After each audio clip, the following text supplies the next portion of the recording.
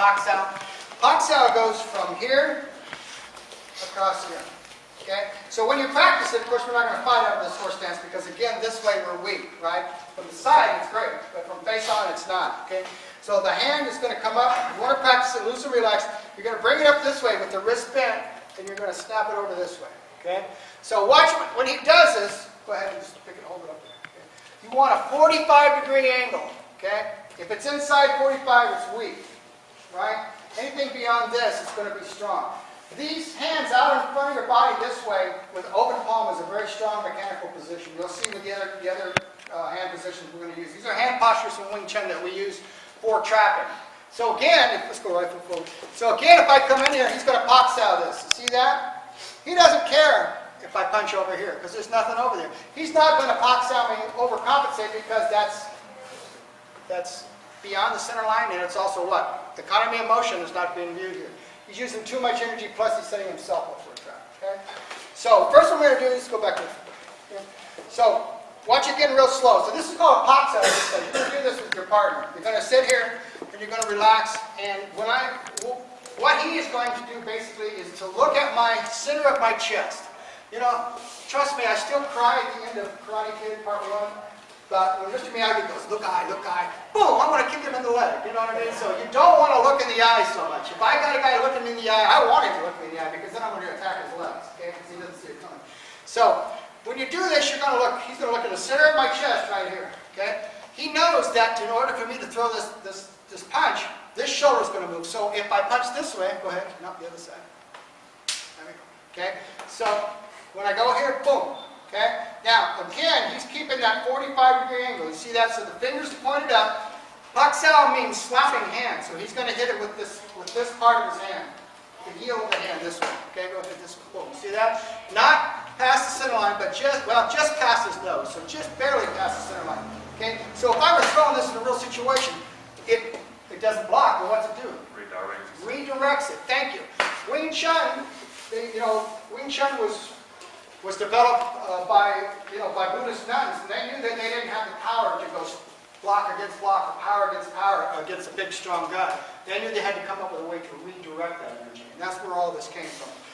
JKD and Wing Chun are about a small guy fighting a big guy, right?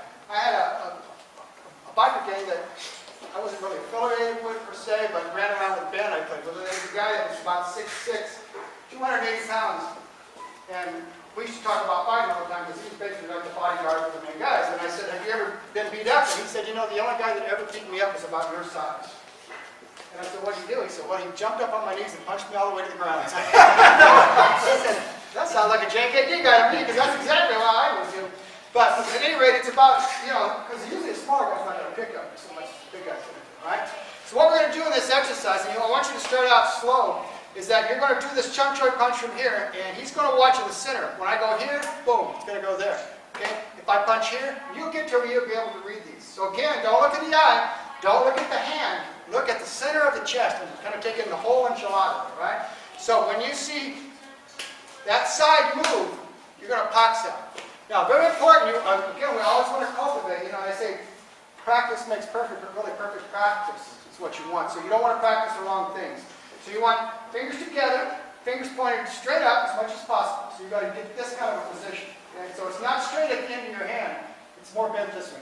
And you will see some classical valuable Wing Chun guys who do keep everything straight. We don't. We bend the wrist for other reasons, which you'll see coming up. So slapping hand. So again, remember, it comes from out here and it crosses just beyond your center line. Not way over there, but just past your nose.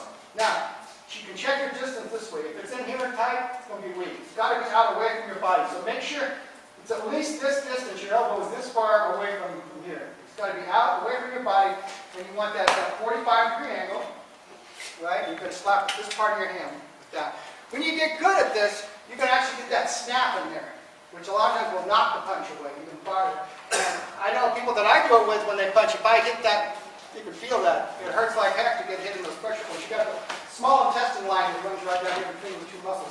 And that's a pressure point that if you get really good at it, accurate at it, you can pop that and actually shut the arm down.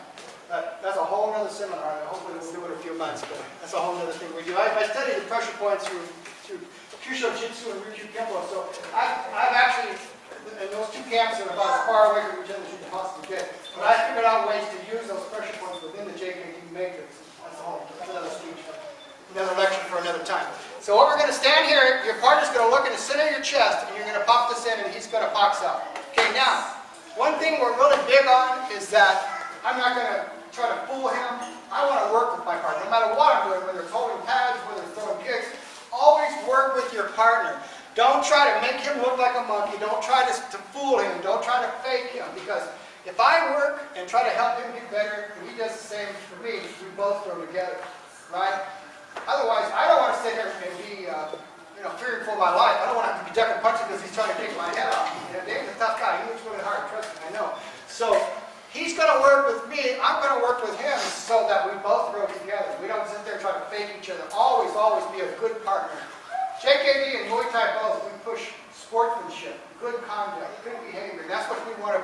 There's so many people who have the wrong idea about martial arts. It's not about hurting other people. It's about defending people that are weaker than you. We'll talk about that at the end of today. And with Paul Vinack and Tom Cruise and Progressive Fighting Systems, we're all about being good to each other. We're not about faking and messing up and making you work twice as hard and making you fear getting shot. We're about helping each other grow and spreading this thing. If we don't spread martial arts, it'll die and it'll be the end of it. You know what I mean? It's important that we go out and spread these arts in a positive light. So when you work with somebody, don't sit there and try to fool them. Work with them. Okay? Go ahead. Okay? Okay, now see? He's out away from his body. He wants to be out here. He doesn't want to be in here tight. He has to be out here away from his body. Okay? Just past the center line. Okay? Again, you're going to hit with the palm of the hand down in here. Okay? We'll both go around. And take turns you want to shoot. Again, you don't want to do this. We don't do anything robotic in JK. Everything is reactionary. I want to build up the reaction, just like I did with the kicks. I don't want him to be able to see when it's coming. I want him to have to react to it. Okay? You don't have the luxury of thought on the street. You have to react. What you do in here is what you do out there. Thank you, Dave. So